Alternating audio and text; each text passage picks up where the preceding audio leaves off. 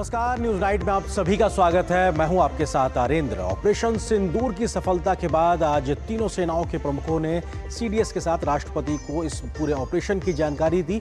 तो देश ही नहीं, विदेश के तमाम जानकार इस पूरे ऑपरेशन सिंदूर में भारत की सफलता पर आर्टिकल्स लिखते हुए दिखाई पड़ रहे हैं। कैसे दुनिया भारत के शौर्य की कर रही है तारीफ, इस विषय पे करेंगे विस्तार से चर्चा। दिखाएंगे खबर कि देश भर में चल रही तिरंगा यात्राओं की, जहां बड़ी संख्या में आम लोग शामिल हो रहे हैं। होगी बात कैबिनेट के बड़े फैसले की भी। इसके अलावा भी होगी देश दुनिया की हर जरूरी और महत्वपूर्ण खबर। शुरुआत हेडलाइंस के साथ। दुनिया के कई सामरिक विशेषज्ञों ने की ऑपरेशन सिंदूर की सराहना। हवाई अभियान को बताया स्पष्ट जीत। टॉम कूपर ने कहा, भारी नुकसान के बाद युद्ध विराम के लिए माना पाकिस्तान। पूर्व अमेरिकी सैनिक जॉन स्पेंसर ने कहा, अपने रणनीतिक उद्देश्यों से भी आगे निकला ऑपरेशन सिंदूर।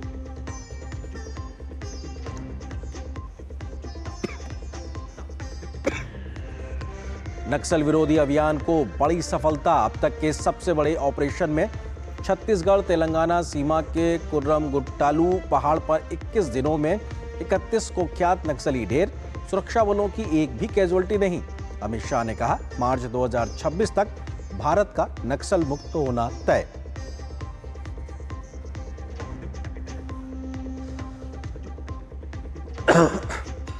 मोदी सरकार का बड़ा फैसला। उत्तर प्रदेश के जेवर में लगेगी देश की छठी सेमीकंडक्टर यूनिट। कुल 3,706 करोड़ के निवेश से हर महीने बनेगी 3.6 करोड़ चिप। 2,000 लोगों को मिलेगा सीधे रोजगार।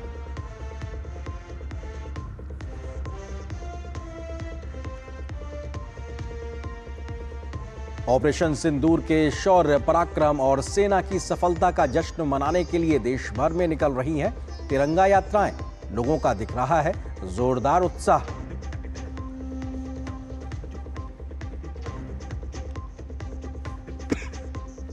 महंगाई के मोर्चे पर एक और अच्छी खबर।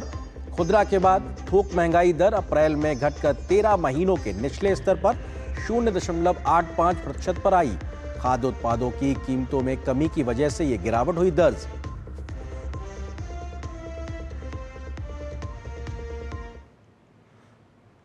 ऑपरेशन सिंदूर की सफलता के बाद आज सीडीएस और सेना प्रमुखों ने राष्ट्रपति से मुलाकात करके इस पूरे ऑपरेशन की विस्तार से जानकारी दी। सीडीएस और तीनों सेनाओं के प्रमुखों ने आर्मी के वेटरन्स और देश के थिंक टैंक के साथ भी इस ऑपरेशन की बारीकियां साझा की। इस बीच पाकिस्तान के कब्जे से बीएसएफ का जवान वापस भारत आ गया है। केंद्रीय मंत्री अश्विनी वैष्णव ने भी नए भारत की न्यू नॉर्मल पॉलिसी पर आर्टिकल लिखा। तो देश के सभी सीमावर्ती इलाकों में स्थिति अब पूरी तरीके से सामान्य हो गई है।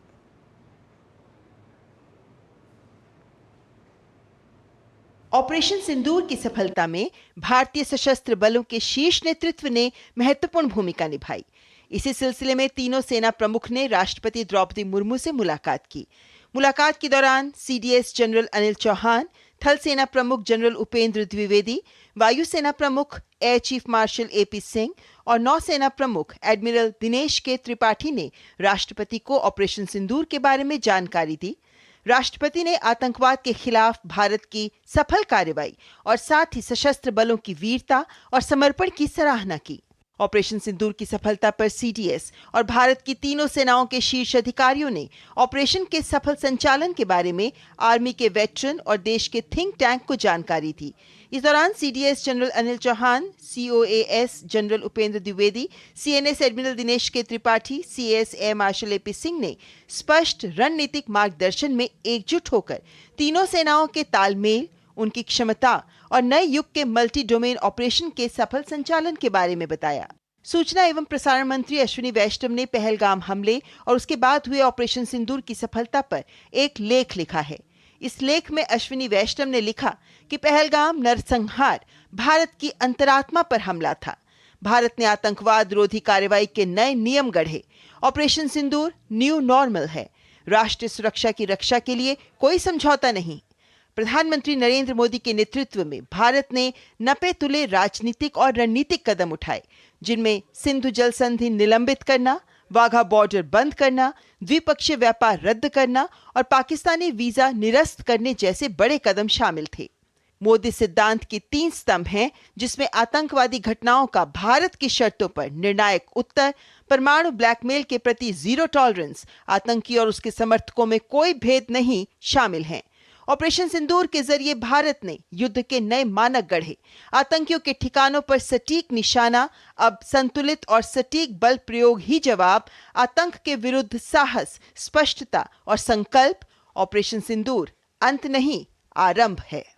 ऑपरेशन सिंदूर एक बहुत ही भारत की एक अस्मिता, भारत के हमारे आर्म्ड फोर्सेस का जो रोल रहा है और जो एक डिसाइसिव लीडरशिप रही है और एक जो नई डॉक्ट्रिन बनी है, उसका एक बहुत बड़ा एग्जाम्पल है। उसके ऊपर कई प्रेस ब्रीफिंग्स यहाँ पे हो चुकी है, मैं उसके डिटेल्स में नहीं जाऊंगा, लेकिन वाकई ये देश के लिए एक सराहनीय चीज है।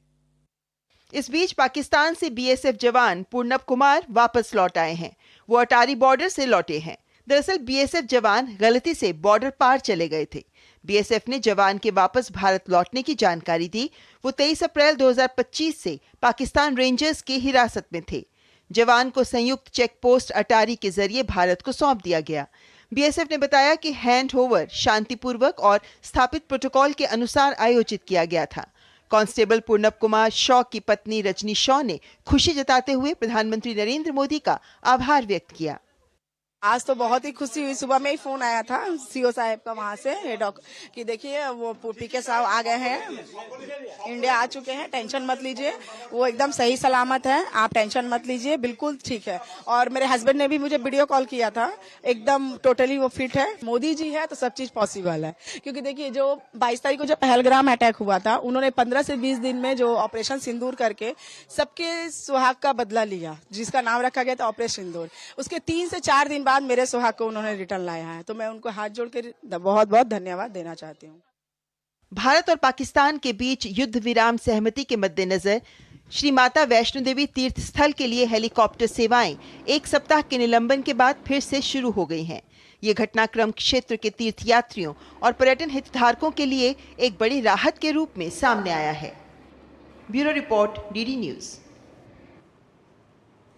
तो ऑपरेशन सिंदूर की सफलता सिर्फ भारत और पाकिस्तान तक सीमित नहीं है, बल्कि भारत के इस शौर्य को अब दुनिया भी स्वीकारती नजर आ रही है। तमाम तथ्यों के साथ बड़े बड़े आर्टिकल्स भी लिखे जा रहे हैं। अगर बात की जाए टॉम कूपर की, जो कि ऑस्ट्रियन सैन्य इतिहासकार है, उन्होंने ऑपरेशन सिंदूर को लेकर लिखा है कि भारत की निर्णायक जीत, सीधे तौर पे इन शब्दों का इस्तेमाल किया है उन्होंने अपने अंग्रेजी उसमें। उसका मायने है कि निर्णायक जीत सीधे तौर पर यह भारत की एक तरीके से होती हुई है। भारतीय वायु शक्ति की स्पष्ट विजय, उन्होंने शब्द का इस्तेमाल किया। उन्होंने कहा कि पाकिस्तान की परमाणु धमकी पूरी तरीके से विफल रही है।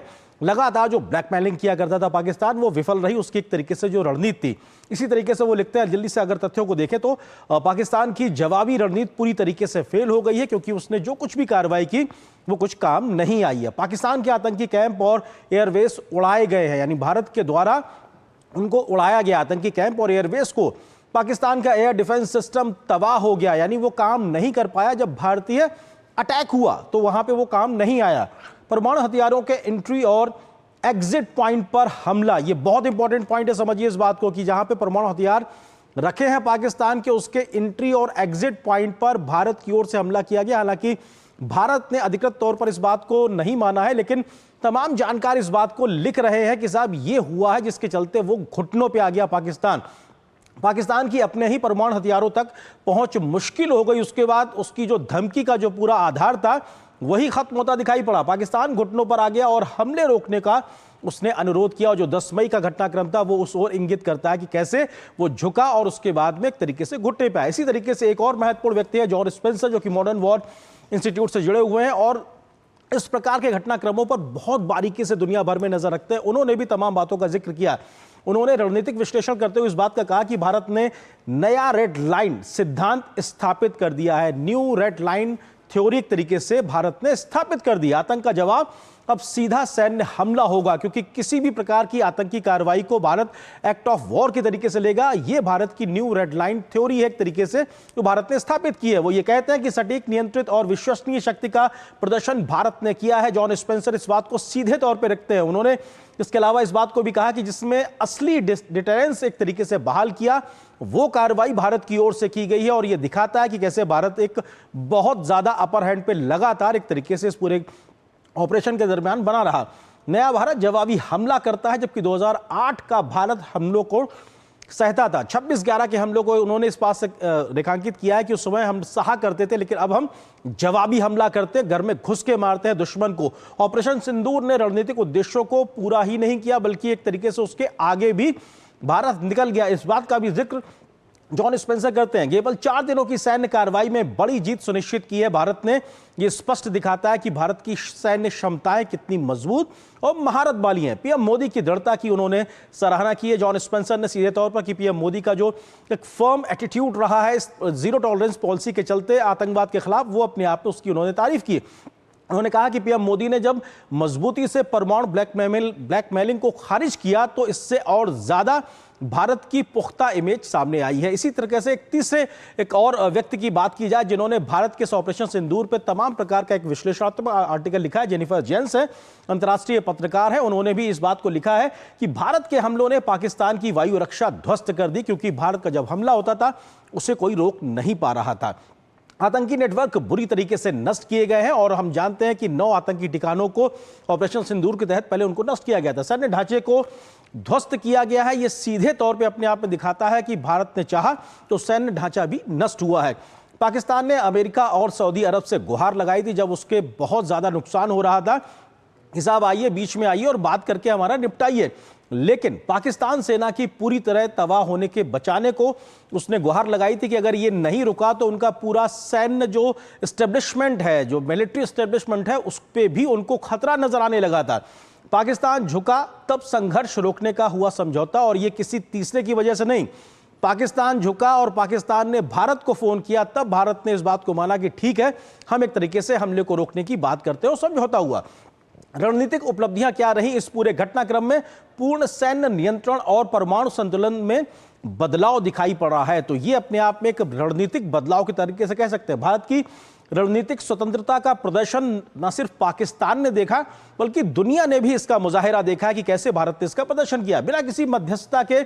पूरी कार्रवाई की, हमें किसी की परवाह नहीं थी। अगर हमारे ऊपर आतंक का हमला हुआ है तो हम कार्रवाई करेंगे, जिसको जो लगता है वो लगने दीजिए, लेकिन हमने उस कार्रवाई को करके दिखाया। पूरी तरह नियंत्रित, सीमित, लेकिन निर्णायक जवाब भारत ने जब दिया पाकिस्तान को, उसके बाद दुनिया इसका लोहा मान रही है। तो ये तमाम वो रणनीतिक पहल है, उपलब्धियां हैं। नई भारतीय नीति की झलक भी दिखाई पड़ी, जिसमें आतंकी घटना के खिलाफ एक्ट ऑफ वॉर का एग्रेशन दिखाई पड़ेगा, और यह भारत की न्यू नॉर्मल पॉलिसी है।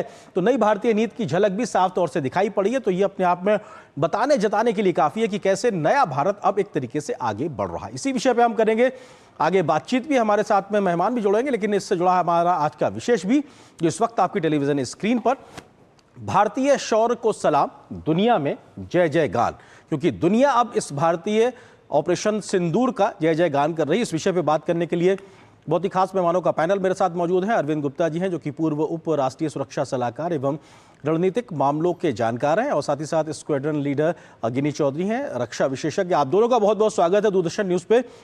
अरविंद गुप्ता जी, शुरुआत आपसे ही, क्योंकि भारत जो बात लगातार कह रहा था, या कहा जाए अपने एक्शन से दिखा रहा था, उसे अब दुनिया स्वीकार रही है। और ये जो तमाम आर्टिकल जिसका हमने जिक्र किया है, ये इस बात को बताने के लिए काफी है कि सच में हुआ क्या था।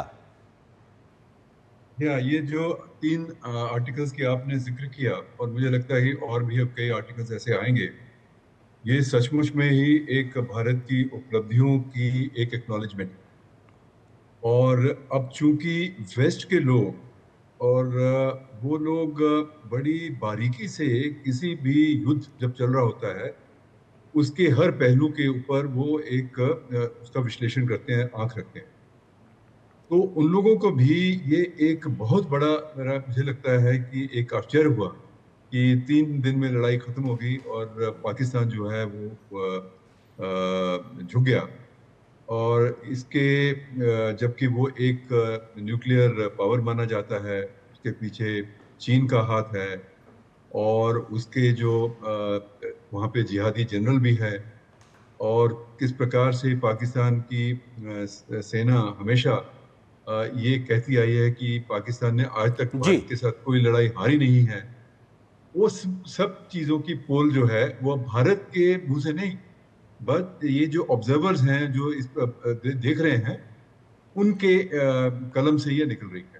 बिल्कुल सर, और आपने देखा होगा। अरविंद गुप्ता जी, आपका फ्रेम बहुत बेहतरी से नहीं आ पा रहा, मैं आप थोड़ा सा उसको एडजस्ट कीजिए, मैं आपके पास तब तक आता हूँ। स्क्वाड्रन लीडर गिनी चौधरी हमारे साथ मौजूद हैं। गिनी चौधरी जी, क्या बड़ी बातें इस पूरे ऑपरेशन सिंदूर से स्थापित हुई हैं? आज दुनिया उसका विश्लेषण कर रही है। आपको लगता है कि ये जो विश्लेषण है ये वो निष्पक्ष एक तरीके से तमाम ओपिनियंस दिखाई पड़ रही हैं? क्योंकि पाकिस्तान मिस इन्फॉर्मेशन वॉर में लगातार लगा रहा कि साहब झूठ बताते रहना कि साहब आपका ये नुकसान किया, ये किया, लेकिन कोई प्रमाण एक भी नहीं दिया।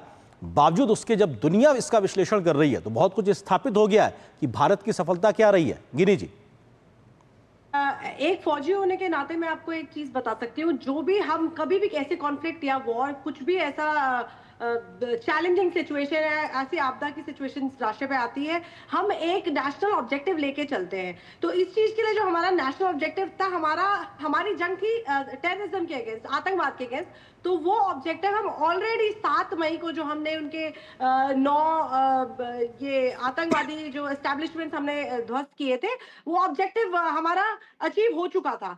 और रही बात मिस इन्फॉर्मेशन की जो आप बता रहे हैं, अब देखिए पाकिस्तान के पास बचा क्या है मिस इन्फॉर्मेशन, क्योंकि वो हमेशा से ही हमने पास्ट में भी देखा है, एक साइकोलॉजिकल वॉरफेयर में ज्यादा बिलीव करते हैं। प्रोपेगेंडा फैलाएंगे कि हम जीते हैं, इंडिया हारी है। मेरा बस मानना इसमें यह है कि आप देखिए हमारी सरकार, हमारे मिलिट्री लीडर्स हमें किस तरह से साथ लेके चले हैं। हमारे पास हर दिन एक नहीं 2-2 एमईए ब्रीफिंग्स हुई हैं, उसके बाद हमारी डीएमओ ब्रीफिंग हुई है, जिसमें बकायदा आपके पास वो फोटोग्राफ्स है विद टाइम स्टैम्प। तो आप उस पर विश्वास करेंगे या जो पाकिस्तानी जो फोटो दिखा रहे हैं विदाउट एनी टाइम स्टैम्प? और जैसे कि हमारे माननीय प्रधानमंत्री जी ने अभी कल ही के भाषण में ये बताया था कि ये है न्यू नॉर्मल, ये नया भारत है, ये अंदर घुस के मारता है, चुन चुन के मारता है, और उसके साथ में वहां की तस्वीरें भी लेके आता है ताकि फौजी को हमारी फौज को एक जवाबदारी ना देनी पड़े हमसे। ये जो अब ये इतनी मीटिंग्स हो रही हैं, यही बातें हो रही हैं कि किया है या नहीं किया है, तो परंपरा गिनी जी आप जो कह रहे हैं कि सबूत मांगने की एक परंपरा चली थी, उसका भी निपटारा साथ साथ कर ही दिया है कि सबूत भी लेके आ गए और दिखा भी दिए। बिल्कुल। और मैं हमेशा से कहती हूँ, देखिए कि अगर आर्म फोर्सेस हमारी रीढ़ की हड्डी है और हमारी जो सरकार है वो उसका दिमाग है, जो देखिए कितनी अच्छे से स्ट्रैटेजी बनाई है। ये वॉर ही एकदम बदल गया है कि टेक्नोलॉजिकल वॉरफेयर में तब्दील हो गया, कन्वेंशनल वॉर नहीं था ये। तो जो जनता है वो हमारा दिल है, तो अगर दिल कमजोर पड़ेगा तो हम किस तरह से लड़ेंगे, है ना? बिल्कुल। तो बस मैं इसी में सबमिट करना चाहती हूँ अपनी स्टेट। बिल्कुल, और दिल और दिमाग दोनों मजबूत है और बहुत धैर्य के साथ में हमने इस काम को किया है।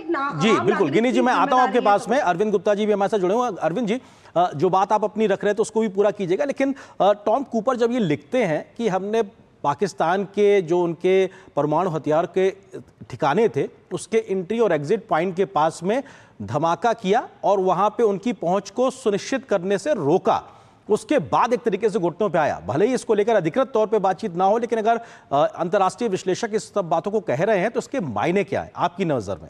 अरविंद जी, ये जो इस पूरे घटनाक्रम का जो मुझे लगता है सबसे बड़ा टेक अवे ये है कि भारत ने पाकिस्तान का nuclear bluff once for all जो है वो कॉल किया। अब जो हमेशा न्यूक्लियर के आड़ में वो आतंकी भेजते रहते थे और इस तरफ से हमारे हाथ बांधने की कोशिश करते थे, वो न्यूक्लियर ब्लफ एक पूरी तरह से एक तो उसका ही सबसे बड़ा टेक अवे ये है। और यही बात मुझे लगता है कि जो ये पाश्चात्य विश्लेषण करने वाले हैं उनको भी ये बात जो है एक बड़ी आश्चर्यजनक लगी है, क्योंकि जब भी आपने देखा होगा जब भी इंडिया पाकिस्तान की टेंशन्स बढ़ती हैं तो वेस्ट में एक नैरेटिव चलता है कि साहब ये कहीं न्यूक्लियर कॉन्फ्लिक्ट ना हो जाए और एक न्यूक्लियर फ्लैश पॉइंट ना बन जाए और इसमें डीएस्केलेशन होना चाहिए, रिस्ट्रेंट होना चाहिए, इस तरह की बातें वो चलती हैं। तो इस बार अब एक न्यूक्लियर ब्लफ हो गया और ये भी मालूम चला कि पाकिस्तान में कोई ऐसी जगह नहीं है जो कि भारत के निशाने पे ना हो। और पाकिस्तान का एक लास्ट वेपन क्या है? वो है न्यूक्लियर वेपन। उनके लिए सबसे इंपॉर्टेंट क्या है? वो है न्यूक्लियर एसेट्स। तो अगर इस प्रकार की कोई घटना हुई है, जैसा कि जिक्र हो रहा है, हालांकि इस पर अधिकृत रूप से इसकी अभी तामील नहीं हुई है, जी। तो लेकिन अब ये बात तो फैल चुकी है ना कि इनका न्यूक्लियर एसेट्स कितने सेफ हैं। पहले भी बात चलती थी कि इनके न्यूक्लियर एसेट्स कहीं आतंकियों के बाद में या जिहादियों के हाथ में ना आ जाए। अब ये लोग कहते थे कि हमारे सारे न्यूक्लियर एसेट सेफ हैं, लेकिन अब तो पता चल गया कि इनके न्यूक्लियर एसेट्स कितने सेफ हैं। बिल्कुल। और आज के संदर्भ में आप देखें, पाकिस्तान में कई प्रकार के मिलिटेंट ग्रुप्स जो हैं वो लोग इस समय एक्टिव हैं, वो चाहे बलूचिस्तान में हो जी। या ये केपी में हो। और ये हमें भारत को इस बात का एक अंतर्राष्ट्रीय स्तर पे ये चर्चा होनी चाहिए कि आखिरकार इस पाकिस्तान के न्यूक्लियर एसेट्स कितने सेफ हैं, पहले इस बात पे चर्चा हो। बिल्कुल, ये बिल्कुल होनी चाहिए, क्योंकि वो धमकी भी लगातार देता था। गिनी जी, दो चीजें मैं आपसे समझना चाहता हूं, क्योंकि एक तो दुनिया अब ये कह रही है कि भारत का एयर डिफेंस सिस्टम कितना मजबूत था और पाकिस्तान का कैसे ध्वस्त हुआ, एयर डिफेंस सिस्टम की तुलनात्मक तरीके से बात हो रही है। दूसरा, जो भारत ने बदला है, जो जॉन स्पेंसर लिखते हैं कि 2008 का भारत आतंकी हमलों को सहता था, ये नया भारत अब कहता है घर में घुस के मारेंगे। तो ये जो एक बड़ा बदलाव है हमारी पोजीशनिंग में और हमारी अपनी क्षमताओं के प्रदर्शन में और हमारी उसकी समझ को लेकर, ये कितना बड़ा एक डिफरेंस क्रिएट करता है दुनिया के लिए, दुश्मनों के लिए। गिनी जी। देखिए, इस बार जो है ना, भारत ने हमारी आर्म्ड फोर्सेस ने सिर्फ डिफेंस नहीं दिखाया, हम अपने कुछ एक्शंस में ऑफेंसिव भी गए हैं। अब देखिए, भावलपुर और जो 7 मई को जो हमारे टारगेट्स थे, जो टेररिस्ट एस्टैब्लिशमेंट्स थे, उसके बाद जब वो एस्केलेशन उनकी तरफ से हुआ, प्रोवोकेशन उनकी तरफ से हुआ, वो जो आगे बात बढ़ी, तो जो हमारे लास्ट आखिरी दिन सीजफायर होने से पहले जो हमारे टारगेट्स थे, वो देखिए कितने डेप्थ में अंदर जा चुके हैं। तो ये सबसे बड़ा संकेत, एक मैसेज जाता है कि ये हमारी कैपेबिलिटी है। उसके अलावा जैसे आपने एडी सिस्टम्स की बात की, हमारे एडी सिस्टम जिसको हम सुदर्शन चक्र कहते हैं, S-400 की हमेशा से बात हुई है। उस सुदर्शन चक्र ने मैं आपको बोलूंगी वो हीरो था इस वॉरफेयर में जो हमने यूज किया है, वो इक्विपमेंट। बट मैं ये बताना चाहती हूँ कि वो हमारे पास एक इक्विपमेंट नहीं है कि जिसको हमने एयर डिफेंस के लिए यूज किया। हमारे पास multi layered air defence system है, जिसमें हमारे पास लॉन्ग रेंज है, शॉर्ट रेंज है। तो उसको देखिए कितनी स्ट्रैटेजी से ऐसे प्लेस किया था कि एनिमी की एक भी स्ट्राइक जो थी यहाँ पर असफल रही है, कोई भी सफल नहीं रही है। हर एक स्ट्राइक को न्यूट्रलाइज किया गया है एडी सिस्टम के थ्रू। इनफैक्ट आज ही मुझे ये पता चला है कि उनका जो HQ-9 जो ध्वस्त किया था हमने, उसको हमने ना ही हार्ड किल बल्कि सॉफ्ट किल से भी, सॉफ्ट किल को मैं आपकी जनता को समझाना चाहती हूँ, दर्शकों को, कि सॉफ्ट किल मतलब हमने उसके सॉफ्टवेयर में भी टारगेट किया है, कि हमने उसको जैम किया है, उसको वो अपने जिस मकसद के लिए वो वहां था वो बिल्कुल ही काम नहीं आ पाया, और उसको डिस्ट्रॉय तो अलग किया ही है जी। तो इस तरीके से हमारी आर्म फोर्सेस ने, हमारे सिस्टम्स ने परफॉर्म किया है, और इसका सबूत सबके सामने है। हमारे जो सारी इमेजेस आपको दिखाई गई है, बिल्कुल। और उसको वो जो कहते हैं ना कि प्रत्यक्षम किम प्रमाणम, प्रत्यक्ष जब सामने प्रमाण दिखाई पड़ रहा है तो फिर बात कहने से ज्यादा प्रमाण अपने आप में दिखाई पड़ता है। आप दोनों मेहमानों से गुजारिश है, बने रहिए हमारे साथ में, कुछ एक खबर भी जाहिर करते हैं दर्शकों के साथ में, उसके बाद आपके पास चर्चा वापस लौटेंगे। अमेरिका के प्रसिद्ध न्यूयॉर्क टाइम्स ने एक लेख में लिखा है कि भारत ने ऑपरेशन सिंदूर चलाकर पाकिस्तान के आतंकवादी ठिकानों को तहस नहस कर दिया। वो ये भी लिखता है कि भारत ने पाकिस्तान के सैन्य ठिकानों और हवाई अड्डों को निशाना बनाया। हमलों से पहले और बाद की उच्च रिजोल्यूशन वाली सैटेलाइट इमेजरी से पता चलता है कि भारतीय हमलों से पाकिस्तान को काफी नुकसान हुआ है, भले ही वे सीमित हैं और सटीक प्रकृति के हों। पाकिस्तान के कराची बंदरगाह से 100 मील दूर भोलारी एयरबेस के विमान हैंगर पर सटीक हमला किया गया। तस्वीरों में साफ दिख रहा है कि हैंगर वाली जगहों पर काफी नुकसान हुआ है। आगे लिखा गया है कि नूर खान एयरबेस पाकिस्तानी सेना के मुख्यालय और पाकिस्तान के प्रधानमंत्री कार्यालय से करीब 15 मील की दूरी पर है और पाकिस्तान के परमाणु शस्त्रागार और सुरक्षा करने वाली इकाई से थोड़ी दूरी पर है। वहां पर भी भारतीय वायुसेना ने सटीक निशाना लगाया है। भारतीय सेना ने कहा कि उसने खास तौर पर पाकिस्तान की कुछ प्रमुख हवाई अड्डों पर रनवे को निशाना बनाया है, जिसे सैटेलाइट तस्वीरों में नुकसान साफ तौर पर दिखता है। 10 मई को पाकिस्तान ने रहीम खान या यार खान एयरवेज के लिए एक नोटिस जारी किया, जिसमें कहा गया कि रनवे चालू हालत में नहीं है। तो ये अपने आप में बताने के लिए भी काफ़ी है कि किस प्रकार से न्यूयॉर्क टाइम्स की भी खबर अपने आप में इस बात को दिखाता है कि कैसे ये बात आगे बढ़ती दिखाई पड़ रही है।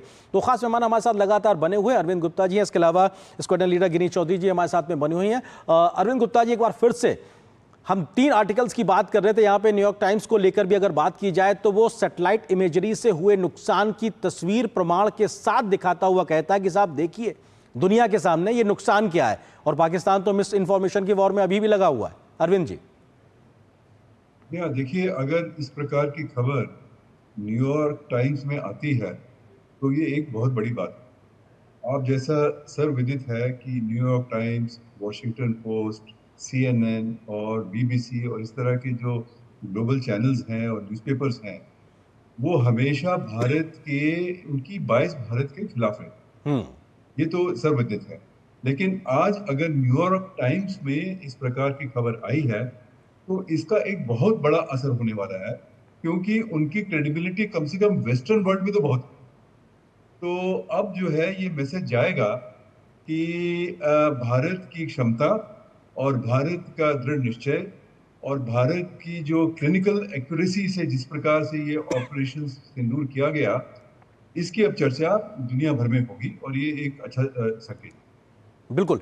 गिनी जी, एक फौजी के नाते अगर देखा जाए तो कितना मनोबल बढ़ता है जब एक ऑपरेशन की सफलता की चर्चा पूरी दुनिया में होती है, क्योंकि हमने उनके 13 एयरवेज को निशाना बनाया, सटीकता के साथ में उसका नतीजा भी दिखाई पड़ता है, और आज दुनिया तस्वीरों से दिखा रही है कि हाँ साहब आपने किया है, वो आपके शौर्य को, पराक्रम को स्वीकार करते हुए दिखाई पड़ रहा है।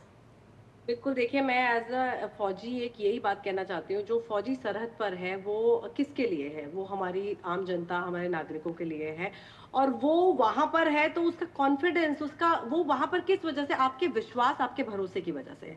तो अगर आप भरोसा करते हैं, जैसे कि आज मैं देख रही थी तिरंगा यात्रा भी निकल रही है, तो लोग खुशी मना रहे हैं, तो इस चीज में एज अ फौजी खुशी होती है कि हाँ हमने कुछ किया है। और प्रधानमंत्री का जो जैसे कि कल भाषण था उसमें भी हमने सुना, तो उन्होंने भी हमारा मनोबल बढ़ाया, हमें मुबारकबाद दी। तो इन सब चीजों से तो मनोबल बढ़ता ही है, और सब खुश हैं इसको देख के कि हमारी जीत को। जी अरविंद जी, क्योंकि न्यू नॉर्मल की बात प्रधानमंत्री जी करते हैं और उसमें साफ तौर से कहते हैं कि 3 बातें हैं कि साहब आतंक का मुंहतोड़ जवाब दिया जाएगा, और किसी भी प्रकार की ब्लैकमेलिंग, जो न्यूक्लियर ब्लैकमेलिंग है, उसको सहा नहीं जाएगा, और आतंकी हमले को एक्ट ऑफ वॉर की तरीके से ट्रीट किया जाएगा। साथ ही साथ आतंकवादी हो या आतंक को प्रश्रय देने वाली सरकार, दोनों एक समान ट्रीट किया जाएगा। ये जो भारत का न्यू नॉर्मल है, ये संदेश भी क्या देता है, और भारत इस पूरे ऑपरेशन के बीच में अपनी वैश्विक पोजीशनिंग को कैसे मजबूत कर रहा है, उसको कैसे आप देखते हैं अरविंद जी? ये एक दृढ़ता का संकेत देता है। ये भी बताता है कि पॉलिटिकल और मिलिट्री सामंजस्य है, इच्छा शक्ति बहुत है और क्षमता भी काफी है। और ये एक ऑपरेशन सिंदूर, मुझे लगता है अब दुनिया भर की कई मिलिट्री एकेडमीज में इसकी एक अध्ययन होगा, विश्लेषण होगा, और इसके ऊपर कई पेपर्स लिखे जाएंगे। लेकिन इसका एक और भी जो एक इम्प्लीकेशन ये है कि हमें ये देखना है कि पाकिस्तान इस समय उसका झुका तो है, लेकिन वो भविष्य में क्या करता है और किस प्रकार से वो अपने आप को रीग्रुप करता है। क्या उसके उसमें मानसिक बदलाव एक आएगा? क्या वो आतंकवाद को छोड़ देंगे या फिर कोई दूसरा रास्ता निकालेंगे? अगर पाकिस्तान की पुरानी हिस्ट्री देखें तो हमें इसमें एक बहुत एहतियात बरतनी होगी और बहुत सजग और सचेत रहना पड़ेगा। इसका अर्थ ये हुआ कि अगर इस प्रकार का जो अब हमारा एक नया नॉर्मल का डॉक्ट्रिन बना है, तो उसको इम्प्लीमेंट करने के लिए हमें भविष्य में और भी सजग और जागरूक रहना पड़ेगा, और हमारी सेनाओं की क्षमताओं को और भी अधिक बढ़ाना पड़ेगा, क्योंकि ये ऑप सिंदूर अभी खत्म नहीं हुआ है। ये तो एक टेम्पररी पॉज है, और पाकिस्तान भी कुछ रिएक्ट कर सकता है, अभी नहीं तो कुछ समय के बाद। और जैसा कि पास में हुआ है, वो जो है फिर कुछ समय के बाद फिर वो शुरू कर देते हैं। बिल्कुल, लेकिन भारत उसके लिए सब तैयार है। और आप जो बात कह रहे हैं कि एक पॉज है, ये कोई संघर्ष विराम की स्थिति वाली नहीं है, एक पॉज है और उसके लिए भारत तैयार है। वक्त खत्म हो रहा है, एक छोटा सा कमेंट गिनी जी आपसे, क्योंकि भारत ने ऑपरेशन सिंदूर के बीच में तमाम अपने मेक इन इंडिया की महारत को भी दुनिया के सामने प्रदर्शित किया है। आज भारतीय आत्मनिर्भरता, मेक इन इंडिया के चर्चे भी होते दिखाई पड़ रहे हैं, उसको किस तरह से देखती हैं आप भविष्य के तमाम प्रकार के जी? मैं यही बोलना चाहती हूँ कि इसमें इस वक्त ये प्रदर्शन हुआ था एक इंडिजिनियसली प्रोक्योर्ड हमारे जैसे जो एलएम जिसको बोलते हैं सुसाइड ड्रोन्स जो हमने इस वॉरफेयर में यूज किया जी, उसी तरह से एक इंडिजिनियसली प्रोक्योर्ड बैंगलोर की कंपनी स्काई स्ट्राइकर्स ने एलएम बनाया था जो हमारे इंडियन आर्मी ने यूज किया था। तो इसी दौरान ये सब यूज हुआ है, तो इससे बड़ा एग्जांपल क्या होगा। तो बट ये है कि एज भारतीय हमें ये समझने की जरूरत है कि इंडिजिनियसली आत्मनिर्भरता पे बहुत हमें निर्भर रहना पड़ेगा और इंडिजिनियसली बहुत जरूरत है हमें एकजुट होके इसकी तरफ काम करने की, क्योंकि जैसे कि माननीय प्रधानमंत्री जी ने बोला ये वॉर स्थगित किया गया है, खत्म नहीं हुआ है।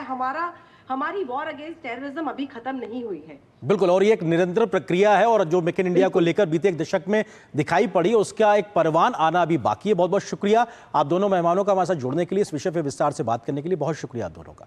और यहाँ पर एक छोटे से ब्रेक के लिए रुकते हैं। ब्रेक के उस पार जब वापस आएंगे तो खबर आपको दिखाएंगे कि तिरंगा यात्रा को लेकर देश भर में कैसा है माहौल और कैसे आम लोग उत्साह के साथ देश के इस जश्न में हो रहे हैं शामिल।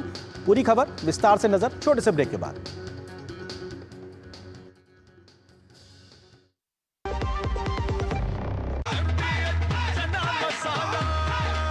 अब छोलिया हो या लोबिया, सफेद चने या काले चने, सब कुछ मजेदार बने। Do you feel conscious while smiling?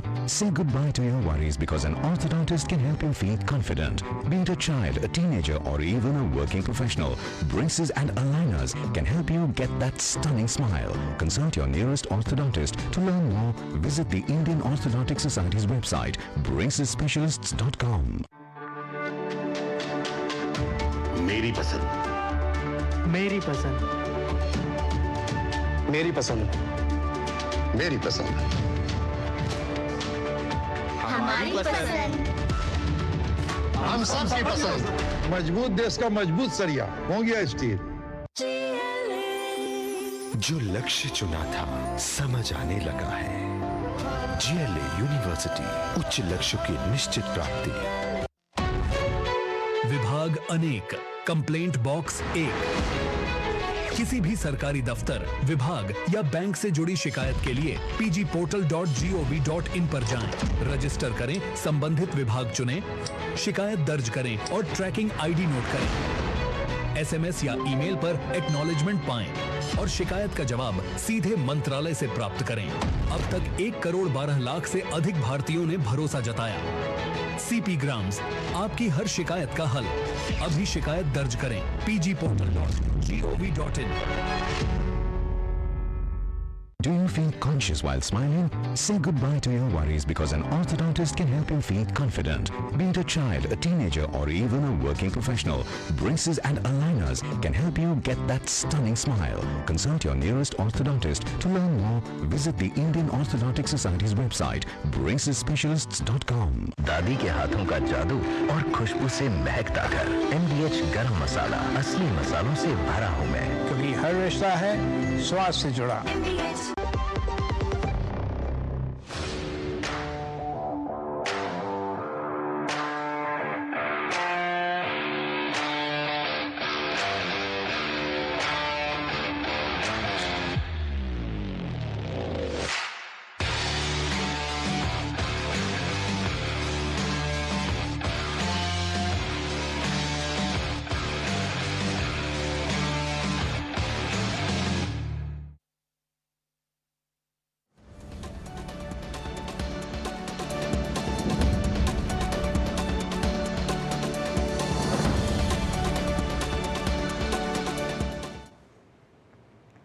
देश भर में तिरंगा यात्राओं का आयोजन हो रहा है, जिसमें तमाम राज्यों में बड़ी बड़ी संख्या में लोग निकलकर शामिल हो रहे हैं।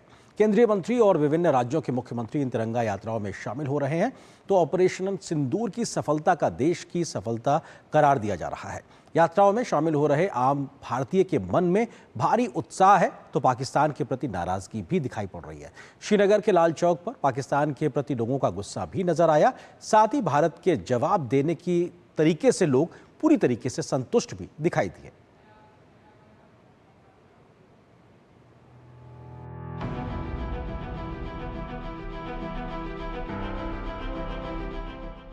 ऑपरेशन सिंदूर के शौर्य, पराक्रम और सेना की सफलता का जश्न मनाने के लिए सिविल सोसाइटी की ओर से पूरे देश में तिरंगा यात्रा निकाली जा रही है। इन यात्राओं में लोगों का जबरदस्त जोश और देश के प्रति जज्बा दिखाई दे रहा है। देश के विभिन्न राज्यों में आयोजित इन यात्राओं के जरिए देश को ऑपरेशन सिंदूर की जानकारी दी जा रही है। उत्तर प्रदेश की राजधानी लखनऊ में भारत शौर्य तिरंगा यात्रा निकाली गई, जिसमें मुख्यमंत्री योगी आदित्यनाथ, उप मुख्यमंत्री ब्रजेश पाठक भी मौजूद रहे। भारतीय सशस्त्र बलों के सम्मान में निकाली गई इस यात्रा में लोगों में काफी उत्साह नजर आया। इस दौरान सीएम योगी ने कहा कि भारतीय सेना के जवानों ने पाकिस्तान के दुस्साहस का मुंहतोड़ जवाब दिया है। पाकिस्तान के द्वारा की गई हिमाकत को जिस मजबूती के साथ भारत के बहादुर जवानों ने, चाहे वो वायुसेना रही हो, थल सेना रही हो या नौसेना रही हो, इन सभी जवानों ने जिस मजबूती के साथ उसका जवाब दिया, दुनिया को संदेश भी दिया कि हम छेड़ेंगे नहीं, लेकिन कोई छेड़ेगा तो फिर उसको छोड़ेंगे भी नहीं। ये तिरंगा यात्रा हम लोग सम्मान में निकाल रहे हैं अपनी भारतीय सेना के, क्योंकि भारतीय सेना ने जिस शौर्य और पराक्रम के साथ हम जिस जज्बे से हमें बचाया है और वो सेव किया है, उसके हम सब आभारी हैं। हमें गर्व है अपने भारत पर, अपनी सरकार पर और अपने आर्मियों पर। जो हमारी सेना ने उन पर आक्रमण किया, एयर स्ट्राइक करी, उसी के जीत की खुशी में आज हम लोग तिरंगा यात्रा निकाल रहे हैं। झारखंड के रांची में 100 फीट लंबे तिरंगे को लेकर तिरंगा यात्रा निकाली गई, जिसमें खास और आम शामिल हुए और एकजुटता का संदेश दिया। भारतीय फौज ने जो पराक्रम दिखाया है, पूरी दुनिया हतप्रभ है और यह पराक्रम भारत पुराना भारत नहीं रहा और यह भारत घर में घुस के मारता है। उत्तराखंड की राजधानी देहरादून में बुधवार को तिरंगा यात्रा निकाली गई। शौर्य स्थल चीड़बाग से गांधी पार्क तक तिरंगा शौर्य सम्मान यात्रा में राज्य के मुख्यमंत्री पुष्कर सिंह धामी समेत बड़ी संख्या में आम लोगों ने हिस्सा लिया। हजारों की संख्या में आमजन, पूर्व सैनिक और युवा वर्ग एवं मातृशक्ति ने तिरंगे के साथ पदयात्रा में भाग लिया। यात्रा में लोगों का उत्साह देखते ही बन रहा था। जो हमारे हिंदुस्तान के जवानों ने काम किया या हमारे हिंदुस्तान के प्राइम मिनिस्टर ने जो काम किया, वो कोई नहीं कर सकता। मेरे देश के बराबर कोई देश ही नहीं है। हमारे भारतीय सेना जो अपने शौर्य पराक्रम का उदाहरण बार बार दे चुके आपको, आप बिल्कुल निश्चित रहें, हमारी देश एक मजबूत हाथों में है। बहुत अच्छा लगा, पूरी भारत की जनता मतलब बहुत खुश है इस बात से और हम लोग भी बहुत उत्साहित हैं कि मतलब भारत की जो सैनिक थे उन लोगों ने इतना मुंह तोड़ जवाब दिया है। ओडिशा की राजधानी भुवनेश्वर में भी भारतीय सशस्त्र बलों के सम्मान में तिरंगा यात्रा निकाली गई, जिसमें राज्य के मुख्यमंत्री मोहन चरण मांझी, उप मुख्यमंत्री केवी सिंह देव और पार्वती परिदा भी मौजूद रहीं। वहीं महाराष्ट्र के ठाणे में भी तिरंगा यात्रा का आयोजन किया गया, जिसमें उप मुख्यमंत्री एकनाथ शिंदे शामिल हुए। तिरंगा यात्रा के दौरान सशस्त्र बलों के शौर्य की सराहना की गई। इस बीच एकनाथ शिंदे ने प्रधानमंत्री नरेंद्र मोदी की सराहना करते हुए कहा कि उनके नेतृत्व में सशस्त्र बलों ने हमारी बहनों के सिंदूर का बदला आतंकवादियों को खत्म करके लिया है। हमारे बहनों का सिंदूर पोतने का काम पाकिस्तान के आतंकवादियों ने किया था, उसको मुंह तोड़ जवाब दिया ऑपरेशन सिंदूर ने। ऑपरेशन सिंदूर सफल हो गया है, कामयाब हुआ है। अब उनको खून का बदला खून से, ईंट का जवाब पत्थर से नहीं। प्रधानमंत्री जी बोले अब गोली चलेगी तो तोप गोला चलेगा। मुस्लिम राष्ट्रीय मंच ने श्रीनगर के लाल चौक पर विरोध प्रदर्शन किया। हाथ में तिरंगा थामे राजस्थान से श्रीनगर तक आए इन लोगों ने पहलगाम में 26 निर्दोष लोगों की निर्मम हत्या के खिलाफ अपना गुस्सा जाहिर किया। देख सकते हैं कि पाकिस्तान मुर्दाबाद, आतंकवाद का नाश हो, ये पैम्फलेट लिए हुए देश के अलग अलग हिस्सों से लोग आए हैं। ऑपरेशन सिंदूर में हमारी सेनाओं ने शौर्य का प्रदर्शन किया, आतंकवादी जो ठिकाने थे पूरा ध्वस्त हो गए। हिमाचल प्रदेश के शिमला में तिरंगा यात्रा के माध्यम से भारत के सैनिकों के शौर्य की सराहना करते हुए तिरंगा यात्रा निकाली गई। असम के गुवाहाटी में मुख्यमंत्री डॉक्टर हेमंत बिस्वा शर्मा ने तिरंगा यात्रा निकाली। यात्रा में बड़ी संख्या में जनसैलाब उमड़ा। तमिलनाडु के चेन्नई में बड़ी संख्या में लोगों ने ऑपरेशन सिंदूर की सफलता पर भारतीय सशस्त्र बलों के सम्मान में तिरंगा यात्रा निकाली। त्रिपुरा के अगरतला में निकाली गई तिरंगा यात्रा में मुख्यमंत्री माणिक साहा भी शामिल हुए। हमारे जो सैन्य वाहिनी है, तीन सैन्य वाहिनी है, तीनों मिलके जिस तरह ऑपरेशन सिंदूर का अभियान किया है और उसका सक्सेस भी हुआ है। जितना टेररिस्ट का कैंप था पाकिस्तान में और ऑक्युपाई कश्मीर में, पूरा खत्म कर दिया। ऑपरेशन सिंदूर की सफलता के जश्न की कड़ी में देश भर के रेलवे स्टेशनों को तिरंगे की रोशनी से सजाया गया। केंद्रीय मंत्री अश्विनी वैष्णव ने एक्स पर तस्वीरें साझा कर इसकी झलक दिखाई। ये अभियान देश की इच्छा शक्ति और सेना के पराक्रम को समर्पित है। ऑपरेशन सिंदूर के संकल्प को सलाम करते हुए Mata Vaishno Devi Katra station, Kamakhya junction, Jammu Tawi station, Jodhpur, Bikaner और सवाई माधो सिंह जंक्शन तिरंगे की रोशनी में नहाए नजर आए। वहीं सामाख्याली जंक्शन, फिरोजपुर कैंट, एकता नगर और बैजनाथ पपरोला के अलावा अन्य स्टेशन भी इस अभियान में शामिल हुए। Bureau report, DD news. और यहाँ पर एक और छोटे से ब्रेक के लिए रुकते हैं। ब्रेक के उस पार जब वापस आएंगे तो खबर इस बात की होगी कि कैबिनेट का बड़ा फैसला, जिसके तहत यूपी के जेवर में भारत की 6ठी सेमीकंडक्टर यूनिट लगेगी। क्या होगी विशेषताएं, कैसे होगी बात आगे, इस पे होगी नजर छोटे से ब्रेक के बाद।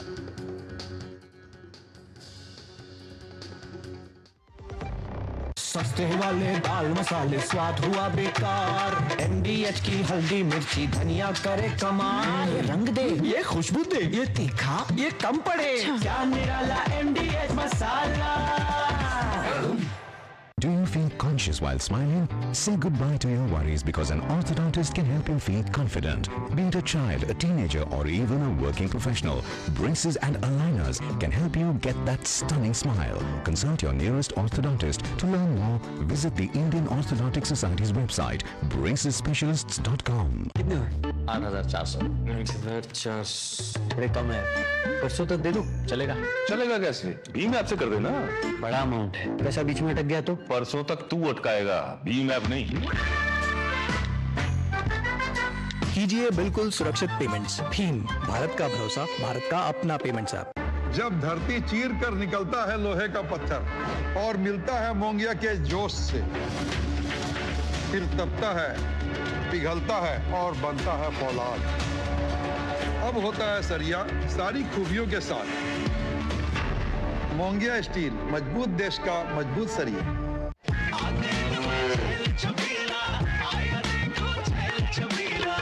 एक कपिला, अरे भाई सब एक ही जैसा होता है। ये लो साधारण पशु आहार।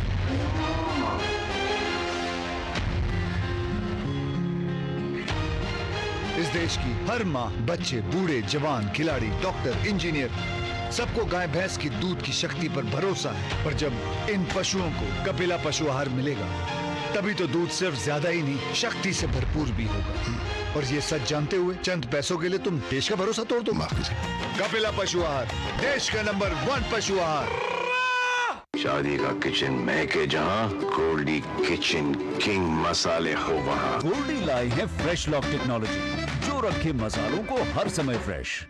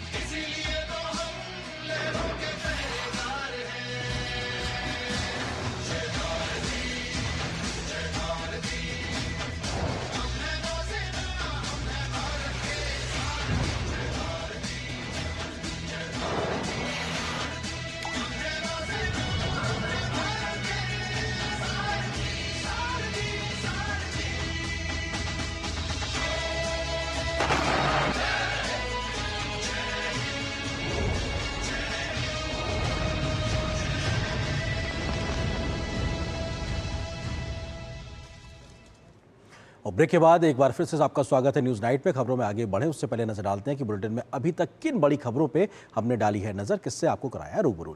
ऑपरेशन सिंदूर की सराहना को लेकर किस प्रकार से दुनिया भर में आर्टिकल छप रहे, इस खबर पे हमने विस्तार से नजर डाली, चर्चा भी की, साथ ही साथ वापस लौटा बीएसएफ का जवान, जो कि करीब 20-21 दिन पहले पाकिस्तान के कब्जे में चला गया था। तो साथ ही साथ देश भर में तिरंगा यात्राओं का जोश किस तरह से देखने को मिल रहा है, इस खबर से भी हमने आपको वाकिफ कराया। आगे बढ़ते हैं, आज की एक और बड़ी खबर से आपको रूबरू कराते हैं। मोदी सरकार बीते कुछ समय से देश को सेमीकंडक्टर निर्माण का हब बनाने का तेजी से प्रयास कर रही है।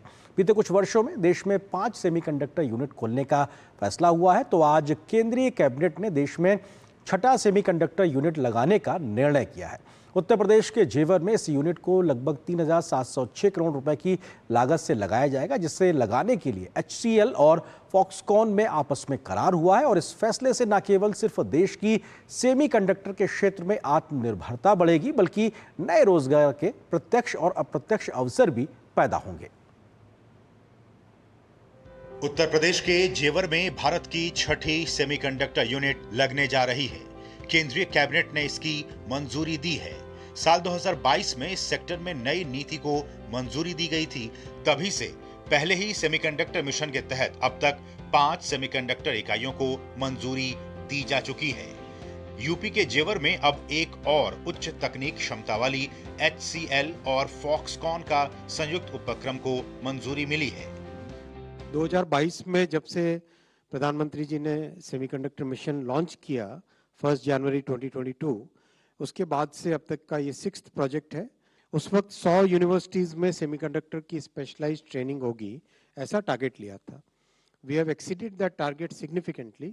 अब तक 270 यूनिवर्सिटीज, 270 यूनिवर्सिटीज एंड 70 स्टार्टअप्स में लेटेस्ट, वर्ल्ड के लेटेस्ट जो सेमीकंडक्टर डिजाइन की टेक्नोलॉजीज होती है, वो सब वहां पे हैंड्स ऑन ट्रेनिंग के लिए दी गई है। जेवर में भारत की 6ठी सेमीकंडक्टर इकाई को मंजूरी मिलने से 2000 लोगों को सीधे रोजगार मिलेगा। सेमीकंडक्टर यूनिट में 3,706 करोड़ का निवेश होगा। यहां हर महीने 3.6 करोड़ डिस्प्ले ड्राइवर चिप बनेंगे। केंद्र सरकार की बेहतर नीतियों और प्रोत्साहन के चलते भारत विज्ञान और तकनीक के क्षेत्र में तेजी से आगे बढ़ रहा है। जैसा साइंस टेक्नोलॉजी का उपयोग आपने ऑपरेशन सिंदूर में भी देखा, किस तरह से टेक्नोलॉजी का उपयोग करके भारत को एक बड़ी ताकत मिलती है और भविष्य के लिए एक बहुत बड़ी फाउंडेशन ले होती है। तो उसी कड़ी में जितने स्टेप्स लिए गए हैं, बहुत बड़े बड़े स्टेप्स लिए गए, कुल मिला के 1,25,000 करोड़ के स्टेप्स प्रधानमंत्री जी की इस ऐतिहासिक 3rd टर्म में लिए गए हैं। करीब 270 शैक्षणिक संस्थानों और 70 स्टार्टअप्स में छात्र और उद्यमी नए उत्पादों को विकसित करने के लिए विश्वस्तरीय नवीनतम डिजाइन तकनीकों पर काम किया जा रहा है। जाहिर है सेमीकंडक्टर सेक्टर अब देश में तेजी से आगे बढ़ रहा है और विश्वस्तरीय डिजाइन सुविधाएं सामने आ रही हैं। शैलेंद्र मिश्र के साथ ब्यूरो रिपोर्ट, DD न्यूज। तो भारत और पाकिस्तान के बीच संघर्ष के दौरान तुर्की ने खुलकर पाकिस्तान की मदद की, जिसको लेकर भारत के आम लोगों के मन में गुस्सा है। इसी गुस्से के चलते कई क्षेत्रों के लोगों ने, जो कि भारत से जुड़े हुए लोग हैं, उन्होंने तुर्की के सामानों का बहिष्कार करने की बात कही है, जो देश के कई अलग अलग राज्यों में देखा भी जा रहा है।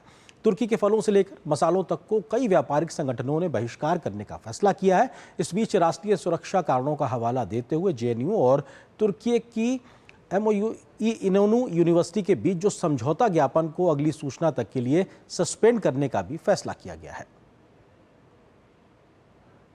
भारत और पाकिस्तान के बीच तनाव में तुर्की ने पाकिस्तान का साथ दिया था। इसके बाद से ही भारत में कई जगहों पर तुर्की का बहिष्कार करने की मांग उठ रही है।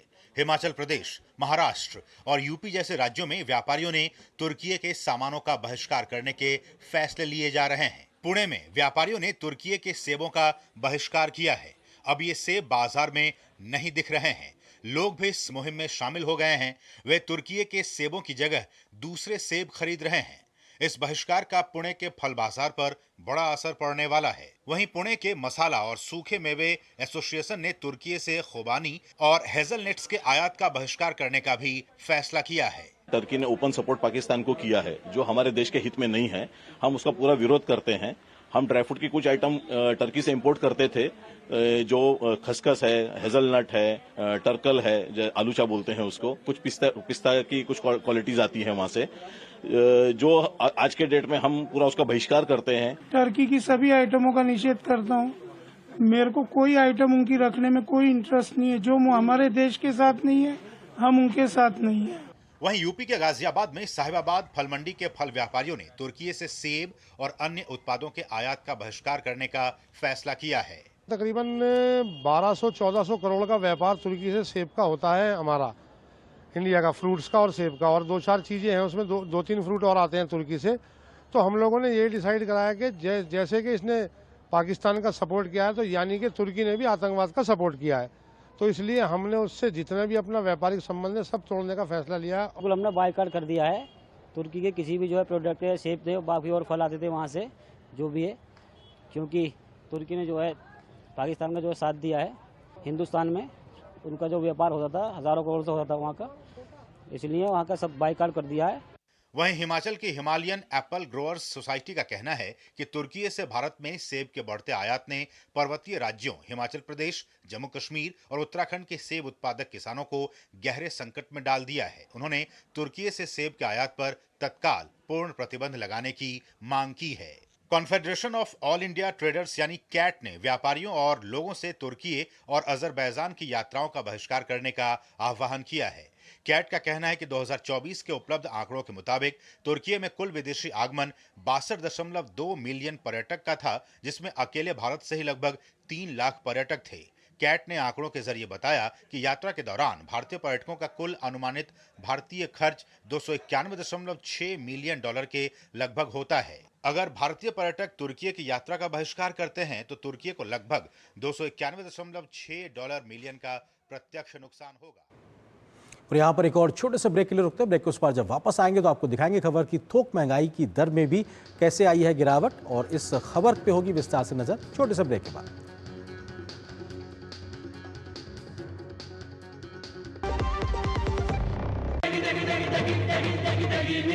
MDH की देगी मिर्च का तड़का, अंग अंग फड़का। MDH की देगी मिर्च।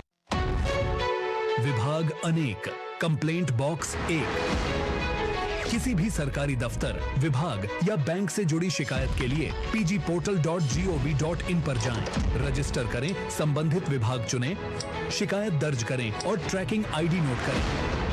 SMS या ईमेल पर एक्नॉलेजमेंट पाएं और शिकायत का जवाब सीधे मंत्रालय से प्राप्त करें। अब तक 1 करोड़ 12 लाख से अधिक भारतीयों ने भरोसा जताया।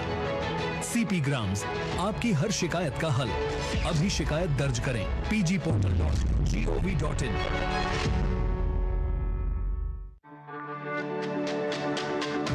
मेरी पसंद, मेरी पसंद,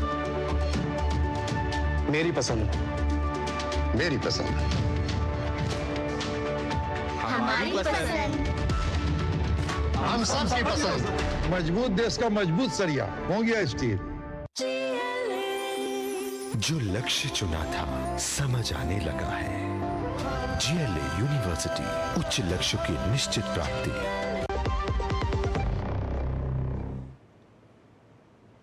छत्तीसगढ़ के माओवाद प्रभावित क्षेत्र बस्तर में सुरक्षा बल के जवान मिशन 2026 के तहत फोर्स को बड़ी कामयाबी लगातार मिलती जा रही है। छत्तीसगढ़ तेलंगाना बॉर्डर के कर्रेगुट्टा के पहाड़ों पर 21 दिनों तक चले बड़े ऑपरेशन के फोर्स ने 31 नक्सलियों को मार गिराने में सफलता हासिल की है। इस पूरे इलाके पर सुरक्षा बलों ने कब्जा कर लिया है। तो इस ऑपरेशन में बड़े बड़े नक्सली मारे गए हैं, जिन पर करोड़ों रुपए के इनाम घोषित थे। इस इलाके पर सुरक्षा बलों का कब्जा होना एक बहुत बड़ी रणनीतिक जीत बताया जा सकता है नक्सल मूवमेंट के खिलाफ में।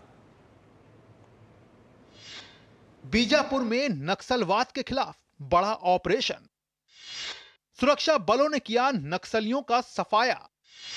वामपंथी उग्रवाद से प्रभावित जिलों की संख्या 126 से घटकर अब केवल 18। 2025 में हुई नक्सली हिंसा की सिर्फ 19 घटनाएं। 2025 में 718 नक्सलियों ने किया आत्मसमर्पण।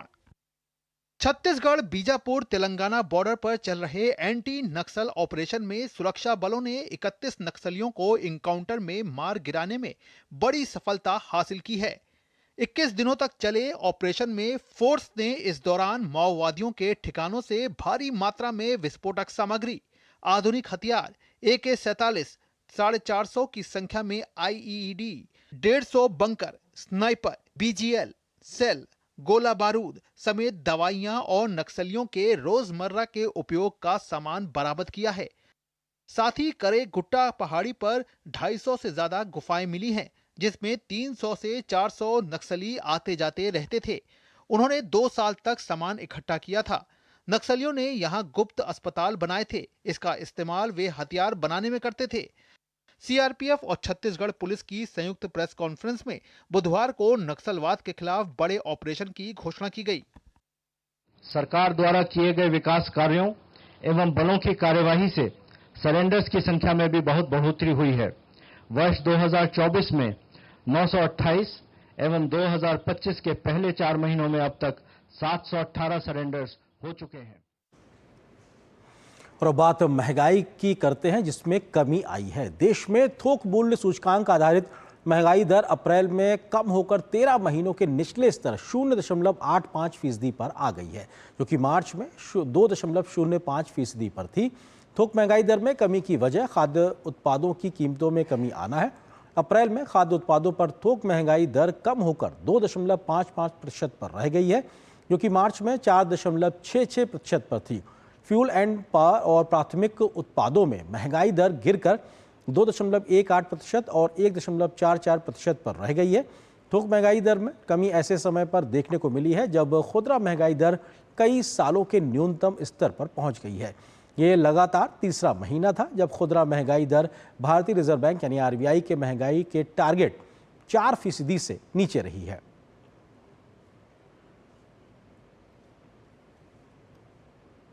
और यहाँ पर एक छोटे छोटे से ब्रेक के लिए रुकते हैं। बहुत जल्द वापस आएंगे तो आपको खबर दिखाएंगे कि खबर जल्दी जल्दी में क्या है आज खास।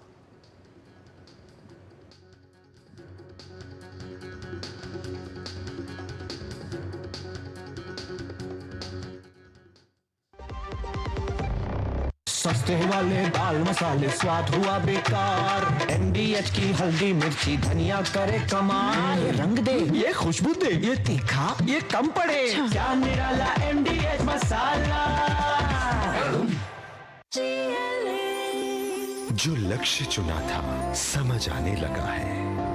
GLA यूनिवर्सिटी, उच्च लक्ष्य की निश्चित प्राप्ति। कितना? 8,400। 8,400 बड़े कम है। परसों तक दे दो, चलेगा? चलेगा कैसे? भीम ऐप से कर देना। बड़ा अमाउंट है, पैसा बीच में अटक गया तो? परसों तक तू अटकाएगा, भीम ऐप नहीं। कीजिए बिल्कुल सुरक्षित पेमेंट्स। भीम, भारत का भरोसा, भारत का अपना पेमेंट्स ऐप। शादी का किचन महके जहाँ, गोल्डी किचन किंग मसाले हो वहाँ। गोल्डी लाई है फ्रेश लॉक टेक्नोलॉजी, जो रखे मसालों को हर समय फ्रेश। और न्यूज़ नाइट के अंत में आपको छोड़ जाते हैं कुछ और राष्ट्रीय महत्व की खबरों के साथ। फटाफट अंदाज में आप देखिए इन खबरों को। मुझे और मेरी पूरी टीम को दीजिए अनुमति। नमस्कार। न्यायमूर्ति भूषण रामकृष्ण गवई ने देश के 52वें मुख्य न्यायाधीश के रूप में शपथ ली। राष्ट्रपति द्रौपदी मुर्मू ने राष्ट्रपति भवन में एक विशेष समारोह में उन्हें शपथ दिलाई। जस्टिस गवई का कार्यकाल इस साल 23 नवंबर तक चलेगा। केंद्रीय संचार राज्य मंत्री डॉक्टर चंद्रशेखर पेम्मासानी ने नई दिल्ली में आयोजित भारत 6G 2025 अंतर्राष्ट्रीय सम्मेलन और प्रदर्शनी के तीसरे संस्करण का उद्घाटन किया। इस सम्मेलन में दूरसंचार क्षेत्र की कई देशी विदेशी कंपनियों के प्रतिनिधियों ने हिस्सा लिया। अवैध बांग्लादेशी नागरिकों को वापस भेजने के अभियान के तहत राजस्थान के 17 जिलों से 1000 से अधिक संदिग्ध बांग्लादेशी नागरिकों को पकड़ा गया है। दस्तावेजों की जांच के बाद सीकर से 150 बांग्लादेशी नागरिकों की पहली खेप पश्चिम बंगाल भेजी गई, जहां से बीएसएफ इन्हें बांग्लादेश डिपोर्ट करेगी। केंद्रीय जल शक्ति मंत्री CR पाटिल ने उपराष्ट्रपति जगदीप धनखड़ से मुलाकात कर राजस्थान के झुंझुनू, सीकर और चूरू जैसे इलाकों में जलापूर्ति की समस्या पर चर्चा की। उपराष्ट्रपति धनखड़ लंबे समय से इस क्षेत्र के जल संकट के स्थायी समाधान के लिए प्रयासरत रहे हैं। पूर्व रक्षा सचिव डॉक्टर अजय कुमार को UPSC का नया चेयरमैन नियुक्त किया गया है। अजय कुमार 1985 बैच के सेवानिवृत्त IAS अधिकारी हैं और उन्होंने अपने प्रशासनिक करियर के दौरान कई महत्वपूर्ण पदों पर कार्य किया है। पंजाब के अमृतसर में सोमवार को जहरीली शराब पीने से मरने वालों की संख्या बढ़कर 23 हो गई है। पुलिस ने इस मामले में अब तक 10 आरोपियों को गिरफ्तार किया है। साथ ही प्रशासन ने 2 आबकारी अधिकारी, एक पुलिस उपाधीक्षक और एक थाना प्रमुख को निलंबित कर दिया है।